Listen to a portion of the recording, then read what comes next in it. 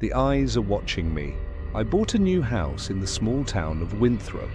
The house was cheap, but the most important part was that I needed to get away from the city.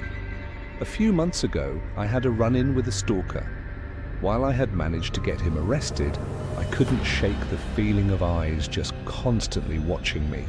I felt like there were eyes everywhere, at home and on the street, so I decided to move out into the country to somewhere with fewer people, just for peace of mind. The house itself was big and somewhat old, but otherwise very welcoming. The agent who introduced me to the house had been required to mention that a serial killer had lived here in the past, which was why the house was so cheap. However, he and later my next-door neighbor Sarah both told me to pay the thought no mind. 4 other owners had lived in the house since then, and all of them were very happy with it. I loved the house. Its interior furnishings were beautiful and very comfortable. The people of Winthrop were friendly, often bringing over freshly baked pastries or inviting me over for dinner. Get-togethers, they said, were the key to making sure everyone who lived in Winthrop loved it there. Yet after a week, I stopped loving it. The feeling of someone watching returned, worse than before. I tried to ignore it, but soon I started losing sleep.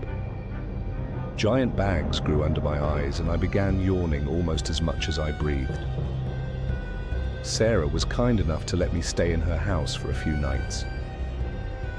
It was during this time that I heard the legend of Forrest Carter, the serial killer who had lived in my house. While no one knows his exact kill count, Carter, also known as the Winthrop Peacock, was a man with an extremely severe case of narcissism. Legends say that he couldn't fall asleep if he didn't feel like he was being watched. He was finally arrested for putting up a scarecrow to watch him during the night. Only it wasn't a scarecrow.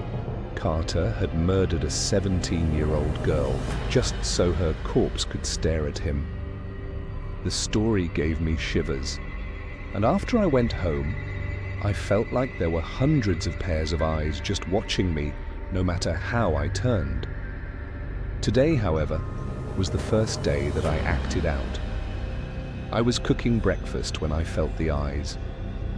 Instinctively, out of fear, I threw my kitchen knife, which lodged itself into the wall. As I pulled it out, I found myself staring at a pair of eyes, pickling in formaldehyde. I've been watching the police peel away the drywall of my house for hours now. So far, they've found 142 pairs of eyes in little glass jars. The scariest thing is everyone was staring at me,